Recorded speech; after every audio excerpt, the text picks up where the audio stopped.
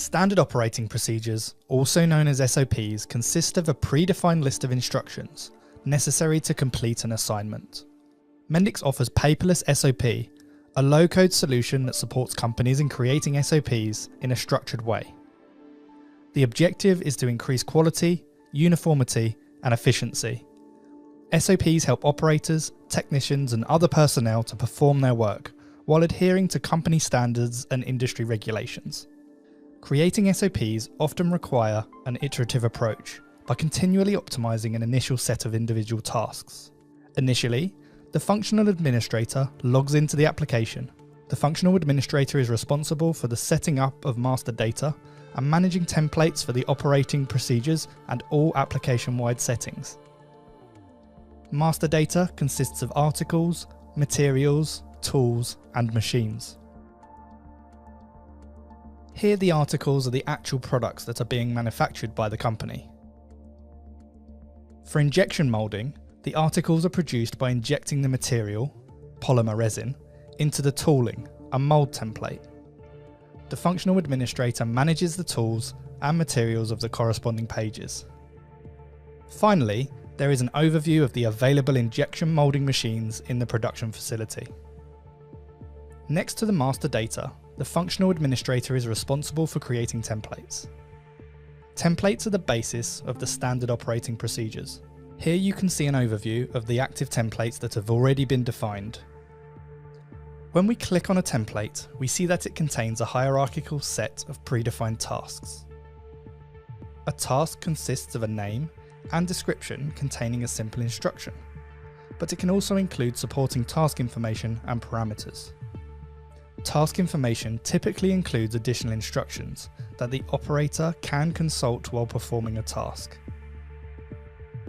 In addition to the text, the functional administrator can upload images to display additional information. In this case, the safeguards in a horizon injection moulding machine. Prior to production, standard operating procedures can be improved and the operator will perform trial runs or tryouts with different settings, for example by adjusting the moulding temperatures, cycle times, or closing forces. Parameters can be added to a task to record these settings. A parameter is a predefined variable that can be reused across different templates. Parameters can consist of discrete values such as a decimal number. The operator can also be prompted to upload an image or make a selection from a list of predefined options. We see that a template has a distinct lifecycle, consisting of an active, draft, and archived template. There can only be one active template. If the functional administrator wants to make an adjustment, a new draft can be created. This can be based on the active template, and an additional task can be added.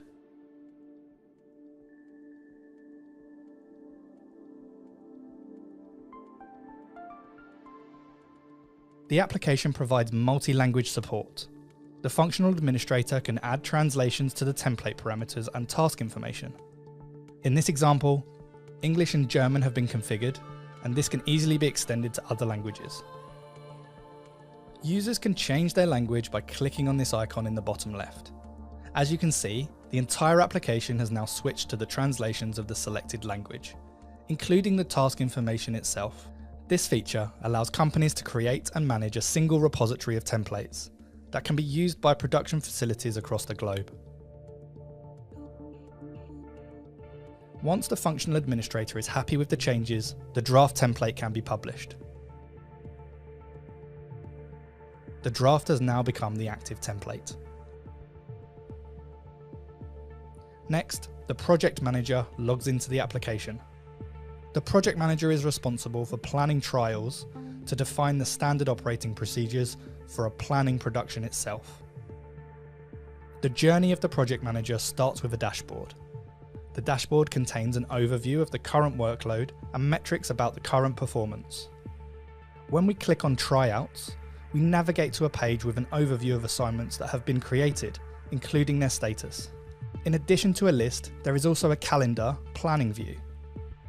Here the project manager has a clear overview of the past, current, and upcoming assignments. The project manager can create an assignment by clicking a button on the overview page, or by selecting a period in the planner.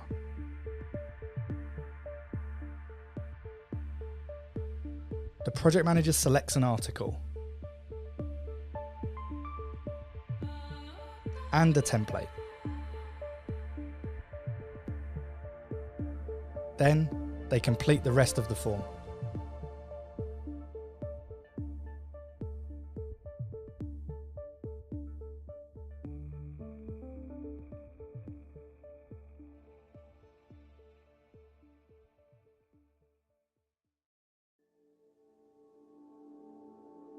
Once saved, the new assignment is available in the overview. When we open the assignment, we see that the information just entered, including an overview of the tasks that need to be performed. The operator has access to the desktop application, just like the functional administrator and the project manager. With the Mendix platform, developers can rapidly build, visualize, and deploy multi-channel apps for any device. So in addition to the desktop view, the operator has a tablet application so they can utilize the app during production. When the operator opens the tablet app, a list of assignments is presented. The operator can see the current, upcoming, and completed assignments. This includes both the tryout and the production assignments. When the operator navigates to the tryout just created, we find the information on the assignment as entered by the project manager. When we click on Process Assignment, we see the content of the template. Again, the app offers multi-language support, allowing the operator to work with the template in the language of their choice.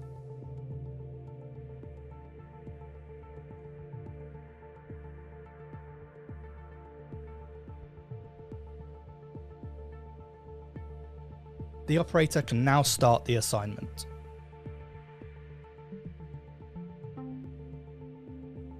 During the assignment, the operator is guided through the tasks.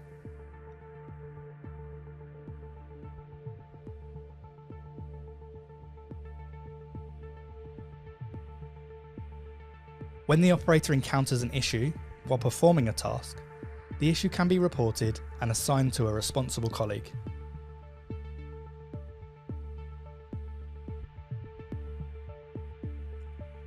During the assignment, the progress is monitored with a progress bar.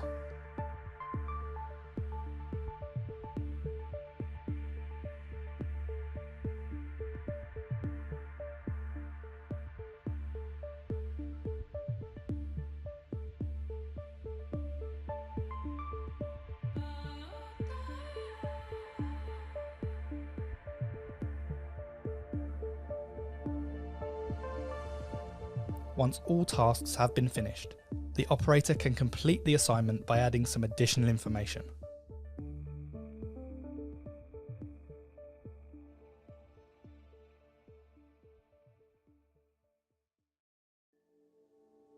And finally, by signing off and submitting the assignment for approval.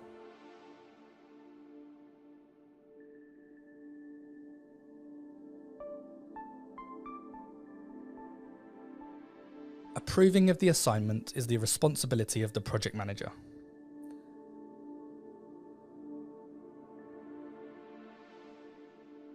When we navigate to the assignment that we've been using throughout this demo, you can see that the project manager now has the option to approve.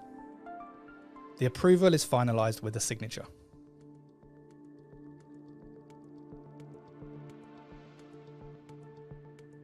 Once approved, the project manager can either create next version of the assignment, in case an additional iteration is required, or the project manager can promote the template to a standard operating procedure.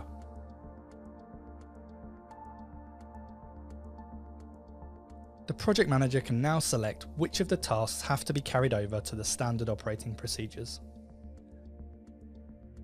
The project manager can add additional tasks. In this example, a packaging task for the produced articles is added.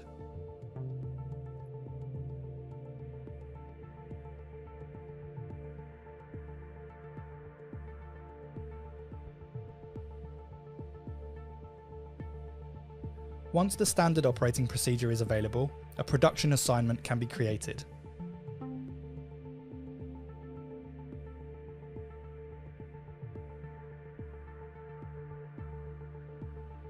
When we navigate to the production overview page, we see the assignment just created.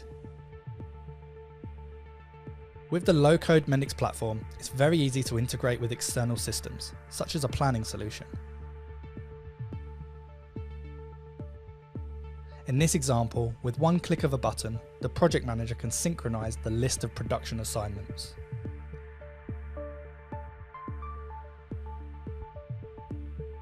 To conclude the demo, we switch back to the operator, who is still logged into the tablet app. When the operator navigates to the upcoming tab, we'll find the production assignment that was just created by the project manager. We can click on it to view the details of the assignment and click on Process Production to start the assignment. The process is very similar to that of tryouts.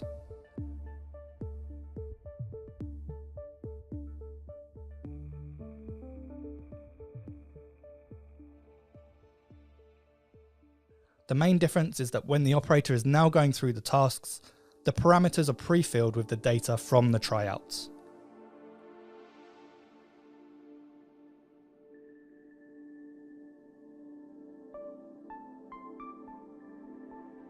The newly added packaging task is now available. Once all tasks are complete, the overall status is updated to finished. When we log in as a functional administrator, we navigate to the machine overview page.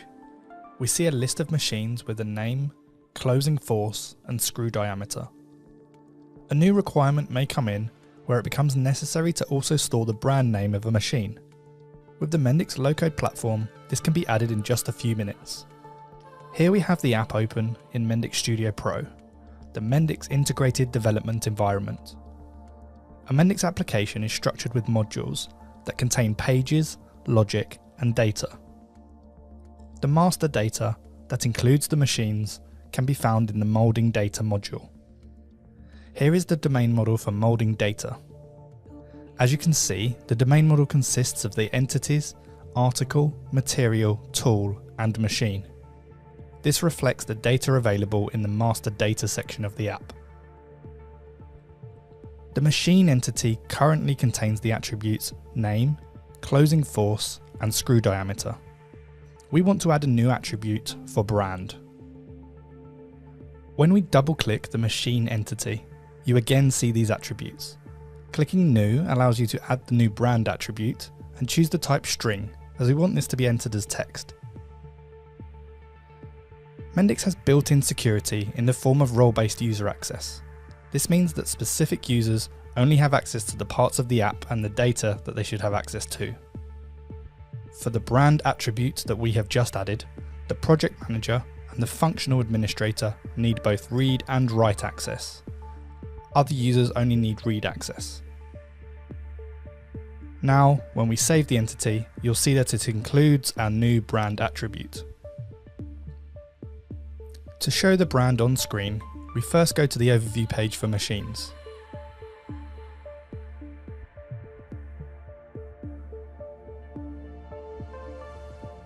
Here we see a data grid that is showing the existing attributes, name, closing force, and screw diameter, just as we see in the current version of the app.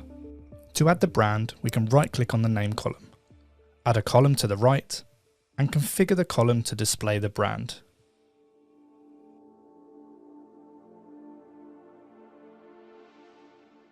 To tidy things up, we'll automatically adjust the column widths.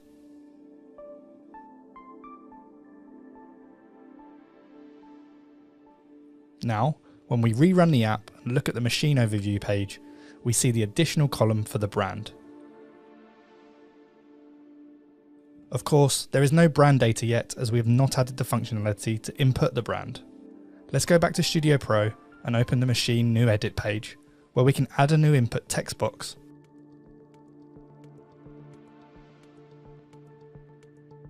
And configure it to show the brand. When we run the application again, we'll navigate to the machine overview page and add a new machine.